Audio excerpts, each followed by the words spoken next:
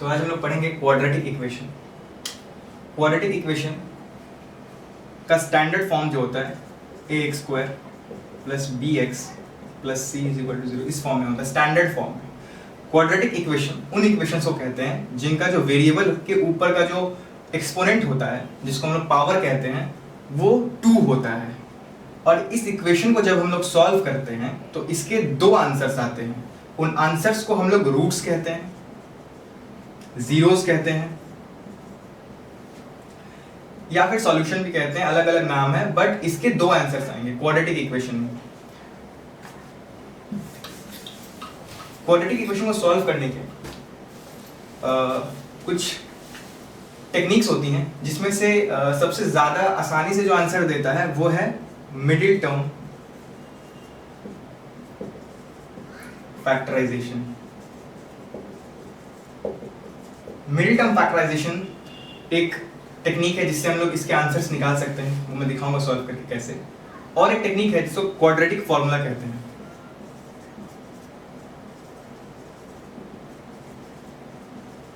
ये दो प्राइमरी है, कंप्लीटिंग द स्क्वायर भी है, बट हम लोग इसको देखेंगे, इन दोनों को देखेंगे।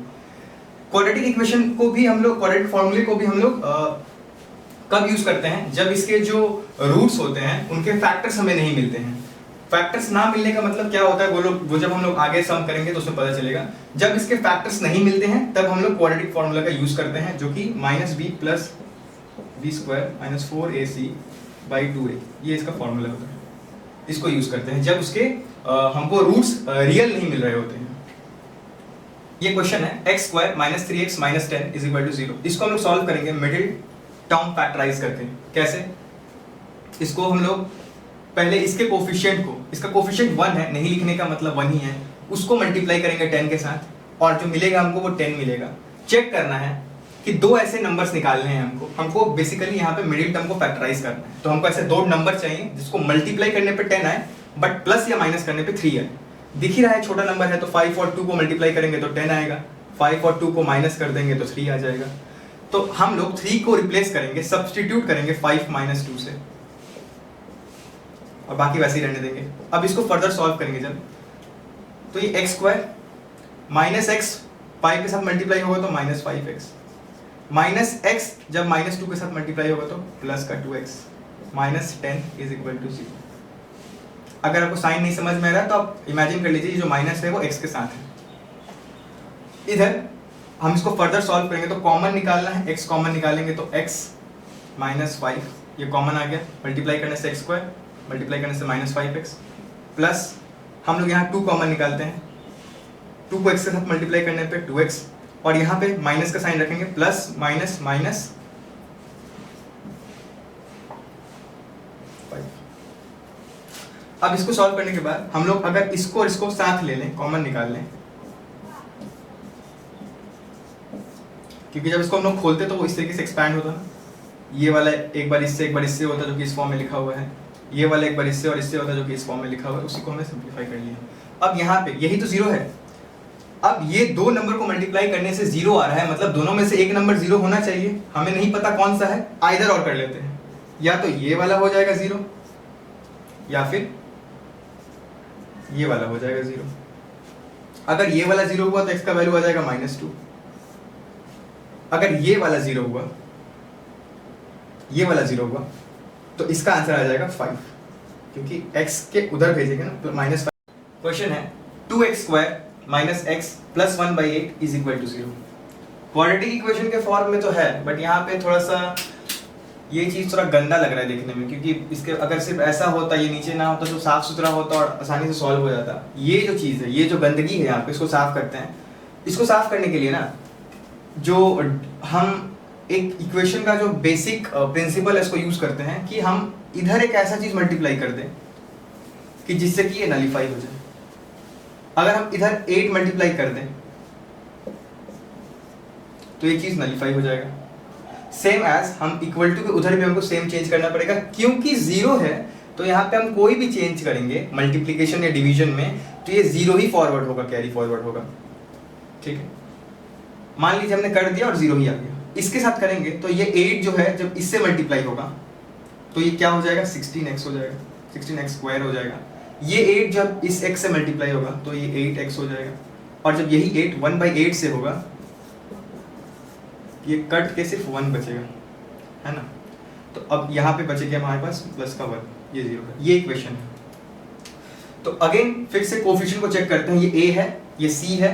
a और c को जब मल्टीप्लाई कर रहे हैं तो 16 आ रहा है। ऐसे दो नंबर चाहिए जिसको मल्टीप्लाई करने पे 16 आए और प्लस या माइनस करने पे 8 आ जाए। तो ये भी दिख ही रहा है कि 4 4 16 होता है, और 2 के बाद 4 को ऐड करेंगे तो हम लोग 8 भी पा लेंगे। यहाँ पे 16x² को कंटिन्यू किया, माइनस इसको तोड़ा और लिखा 4 + 4, और इसको वैसे ही छोड़ दिया। 16x² है यहाँ पे, इसको फर्दर सॉल्व करने के लिए 16x² लिखेंगे। ये -x जब 4 से मल्टीप्लाई होगा माइनस का 4x, ये -x जब इस +4 से होगा तो यहाँ भी माइनस का 4x ही आएगा। प्लस का 1 = 0। कॉमन निकालेंगे इसके अंदर से, कॉमन निकालते हैं। यहाँ 4 कॉमन निकालते हैं, 4x कॉमन निकालते हैं। 4x कॉमन निकालेंगे यहाँ पे, तो यहाँ पे आ जाएगा 4x, क्योंकि 4x 16x² हो जाएगा। यहाँ पे अगर मैं -1 लिख दूं तो 4x × -1 -4x। यहाँ से हम लोग कॉमन निकालेंगे 4, यहाँ से हम लोग कॉमन निकाल लेते हैं 1, तो होगा ये कि 1 के साथ जब मैं 4x को मल्टीप्लाई करूंगा, ये थोड़ा सेम रखना है हमको। -1 के साथ 4x को मल्टीप्लाई किया तो यहाँ पे दे देंगे हम लोग माइनस, तो माइनस माइनस प्लस और यहाँ 1, देखिए सेम रहेगा ना, ये सेम ही रखना है। अब इसको स्टैंडर्डाइज कर देते हैं, 4x - 1 4x - 1 = 0। इसके बाद यहाँ पे हम लोग दो नंबर को मल्टीप्लाई करके 0 ले रहे हैं, इसका मतलब या तो ये 0 है या तो ये 0 है, पता नहीं कौन सा है। आइदर और सिनेरियो है। 4x - 1 = 0, यहाँ भी 4x - 1 = 0। ये 1 उधर जाएगा तो 4x = 1, ये 4 उधर नहीं जाएगा, नीचे चला जाएगा 1/4। ये भी सेम ही था ना, ये और ये सेम था, इसका भी आंसर यही आएगा। तो यहाँ पे जो x के जो दोनों रूट्स है ना वो सेम है।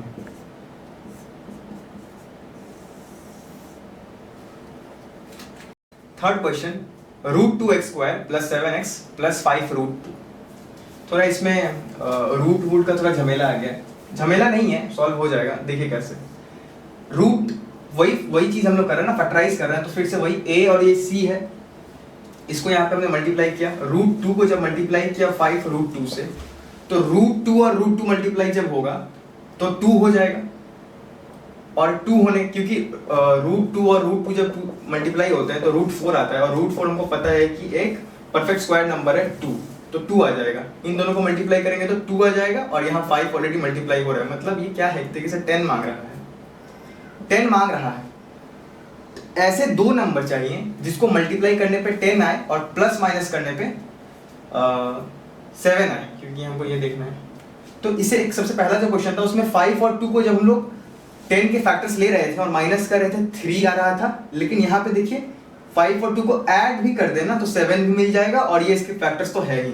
तो ऐसे सॉल्व होगा यहाँ पे कि हम लोग इसको तोड़ेंगे 5 और 2 में, तो यहाँ पे लिखेंगे √2x² + 5 + 2, ऐसे तोड़ लिया, +5 √2, और इसको खोलेंगे √2x² प्लस यहाँ पे आ जाएगा, खोल रहे हैं इसको तो 5x, और यहाँ पे आ जाएगा 2x, और यहाँ पे आ जाएगा 5√2। 5√2 आ गया। अब इसके अंदर से फिर से कॉमन निकालना है। देखिए कॉमन कैसे निकलेगा इसके अंदर से। इसके अंदर से कॉमन निकालने के लिए हमें एक चीज करना पड़ेगा। अगर मैं यहाँ पे x को ले लेता हूँ, x को मैं ले लेता हूँ, तो मुझे यहाँ पे अगर मैं √2x लिखूँ तो ये मिलेगा √2x × x √2x, ठीक है। और यही x अगर यहाँ पे 5 से मल्टीप्लाई हो तो ये भी मिलेगा। आगे बढ़ते हैं। यहाँ पे हम लोग क्या कॉमन निकालें, हमको ये वाला माइंड में रखना है कि ये वाला जो चीज है ये यहाँ पे आना चाहिए। तो आप रिवर्स करके भी कर सकते हैं कि पहले आप यहाँ पे ये वाला रख दो और चेक कर लो किसको कॉमन निकालने से ये वाला आ रहा है, या फिर ये तो ऐसे ही दिख रहा है कि यहाँ पे अगर हम लोग √2 रख लें तो √2 x के साथ जब हम लोग मल्टीप्लाई करेंगे तो हमको ये मिल जाएगा, क्योंकि √2 दिखाया ना वहाँ पे, √2 × √2 4, और वो 2 ही आएगा, और x जो है यहाँ पे वो x ही देगा, देखो सेम हो गया। प्लस रहेगा साइन, सब हर जगह प्लस है, साइन में कोई झमेला ही नहीं है। 5 को अगर √2 से मल्टीप्लाई कर दें तो √5 आ जाएगा। अब वापस इसको स्टैंडर्डाइज कर लेते हैं, x प्लस √2x प्लस 5, ये सब जीरो में था, सब जीरो में चल रहा था, दो नंबर इनमें से कोई एक जीरो होगा, पता नहीं कौन सा होगा, either this can be zero और दिस कैन बी जीरो। तो यहाँ पे अगर ये वैल्यू सही है तो x का वैल्यू -√2 आ जाएगा, अगर ये वैल्यू सही है तो x का वैल्यू -5, ये 5 उधर गया, ये √2 इधर है, प्लस का 5 उधर जाके माइनस का 5 बना, और यहाँ पे जो x रहेगा और उधर जाके ये जो √2 है डिवाइड हो जाएगा। तो इसके दो आंसर जो आ रहे हैं वो x का जो दो वैल्यूज आ रहे हैं, एक है -√2 या -5/√2। Fourth question, find two numbers whose sum is 27 and product is 182। तो यहाँ पे एक्चुअल हम देखेंगे कैसे एक वर्ड प्रॉब्लम हमको क्वाड्रेटिक इक्वेशन की तरफ लीड करता है और वहां पे हमारे कैसे आंसर्स निकलते हैं। देखते हैं, दो नंबर्स हैं, पता नहीं क्या नंबर है, बट उनका जो सम होगा वो 27 होगा और उनका जो प्रोडक्ट होगा वो 182 होगा। देखिए, अगर दो नंबर हैं तो मैं दो वेरिएबल असाइन कर सकता हूं, a और b, वो दो नंबर हैं, ठीक है। दो नंबर अगर हैं तो इनको अगर हम लोग ऐड कर दे तो 27 मिलेगा। क्वेश्चन में ही बोला है ऐसा, सम जिनका 27 होगा और जिनका प्रोडक्ट 182 होगा। मतलब अगर इन दोनों को मल्टीप्लाई कर दूं तो वो 182 के बराबर आएगा। अब यहाँ पे हम अगर किसी एक को एक वेरिएबल में एक्सप्रेस करके एक इक्वेशन जनरेट करने का ट्राई कर लेते हैं एक बार। अगर हम इस AB को A को इधर रख के B को अगर उधर भेजे तो ये 182/B हो जाएगा, ठीक है। अब A को अगर 182/B कह सकते हैं तो यहाँ पे अगर हम इस A के वैल्यू को सब्स्टिट्यूट करें, इसी को अगर हम यहाँ पे कन्वर्ट करें, A की जगह हम लोग लिख दें 182, इस इक्वेशन को मैं B में एक्सप्रेस कर रहा हूँ। A का वैल्यू क्योंकि यहाँ पे देखा कि 182/B आ रहा है तो मैं इस A को, इसी इक्वेशन को लिखूंगा लेकिन A की जगह 182/B लिखूंगा, ये वाला देख के, और plus B is equal to 27, ठीक। इसके बाद इसको सॉल्व करने का ट्राई करें। यहां फिर से एक डिनोमिनेटर है जो कि थोड़ा सा अबनॉर्मल फॉर्म देता है इसको, तो कोई बात नहीं, हटाने का तरीका होता है ना कि हम लोग यहाँ पे एक ऐसा नंबर मल्टीप्लाई कर दे जो कि यहाँ भी करना पड़ेगा जिससे डिनोमिनेटर हट जाए। अगर मैं b ही मल्टीप्लाई कर दूं तो b कट जाएगा ना, न्यूमरेटर और डिनोमिनेटर का b कट जाएगा। तो अगर मैं यहाँ b मल्टीप्लाई कर देता हूँ तो मुझे यहाँ भी b मल्टीप्लाई करना पड़ेगा। उससे ये होगा ये कि ये तो कट जाएगा और ये आ जाएगा 182, और यही वाला b जब इसके साथ होगा, इसके साथ जब मल्टीप्लाई हुआ तो कट गया, इसके साथ जब मल्टीप्लाई हुआ तो कट गया, लेकिन जब इसके साथ मल्टीप्लाई होगा तो b स्क्वायर हो जाएगा। b multiply b is equal to b square is equal to, ये तो 27b हो जाएगा। आप एक चीज देख रहे हैं, यहाँ पे ये क्वाड्रेटिक इक्वेशन में फॉर्म हो रहा है, तो यहाँ पे हम सॉल्व करेंगे क्वाड्रेटिक इक्वेशन जिससे हमारे b के वैल्यूज निकलेंगे। देख लेते हैं, b स्क्वायर वो इधर आ जाएगा तो -27b, ठीक है, क्योंकि हम लोग स्टैंडर्ड फॉर्म में ले आ रहे हैं, जनरल फॉर्म में लेके आ रहे हैं। b स्क्वायर -27 और ये तो ऑलरेडी यहाँ पे है तो ये प्लस का 182 मिल गया हमको एक क्वाड्रेटिक इक्वेशन का जनरल फॉर्म। इसको सॉल्व कर सकते हैं। ऐसे नंबर चाहिए हमको, दो नंबर चाहिए। कैसे दो नंबर चाहिए कि 182 मल्टीप्लाई करने पे आए। कैसे आ रहा है, ये a वाला और c वाला मल्टीप्लाई करेंगे तो a यहाँ पे कुछ नहीं है 1, मल्टीप्लाई यहाँ पे c 182 है, मल्टीप्लाई करने पे 182 आ रहा है। दो नंबर चाहिए जिनको मल्टीप्लाई करने पे 182 आए, प्लस या माइनस करने पे 27 है। देखिए, इसको आप फैक्टर्स में तोड़ सकते हैं। फैक्टर्स में अगर तोड़ देंगे आप इसको 4 से, 2 से, जिससे भी आपको अच्छा लगता है आप उस फैक्टर में तोड़िए। ये देखिए, अगर मैं आपको 2 से तोड़ूं इसको, 182 डिवाइडेड बाई 2, 91 आ रहा है ये, ठीक है। 91 देखते ही ये लगता है कि 7 से कटेगा, 17, 13 से, सारे प्राइम नंबर आ गए। एक चीज देखिए, 7 को अगर मैं 2 से मल्टीप्लाई करूं 14 आएगा, और यहाँ 13 बचा हुआ है।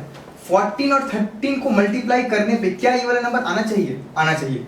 क्योंकि ये सारे उसी के तो फैक्टर्स हैं, उसको मैं किसी तरीके से भी एसोसिएट करूं, मल्टीप्लाई करने पे मुझे लास्ट रिजल्ट 182 ही मिलेगा।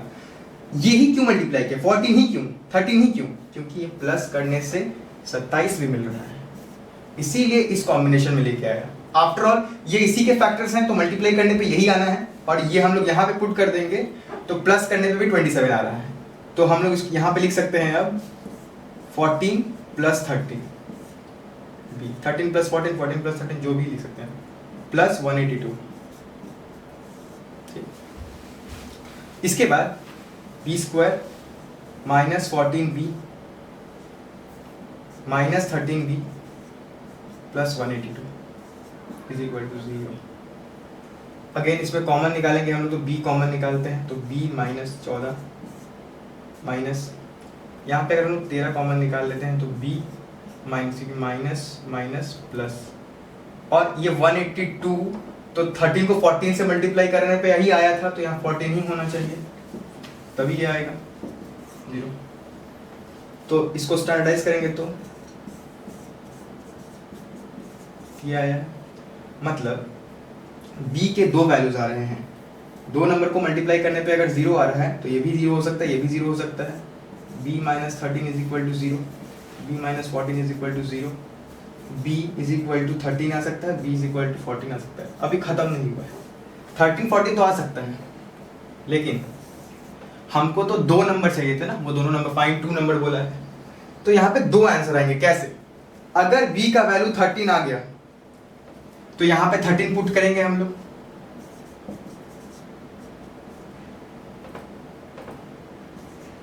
यहाँ पे 13 पुट करेंगे और इस वैल्यू को उधर भेजेंगे, तो a is equal to 27 minus 13, तो a का वैल्यू जो है वो 14 आ जाएगा। ये एक बात हो सकता है। एक और बात हो सकता है कि a का वैल्यू b का वैल्यू 13 ना होके अगर क्या पता 14 हो, तो यहाँ पे a का वैल्यू भी चेंज हो जाएगा फिर, क्योंकि b की वैल्यू अगर 13 ले रहे हैं तो a का वैल्यू 14 आ रहा है, लेकिन अगर b का वैल्यू जो 14 लेंगे तो a का वैल्यू भी चेंज होगा, a का वैल्यू 27 माइनस 14 दैट इज 13 आएगा। तो ये दो आंसर पॉसिबिलिटीज हैं। तो जो भी हो, हमको यहाँ परम्यूटेशन नहीं लगाना है, हमको बस कॉम्बिनेशन बताना था। तो 13 और 14 वो दो नंबर हैं जो कि a या b हो सकते हैं।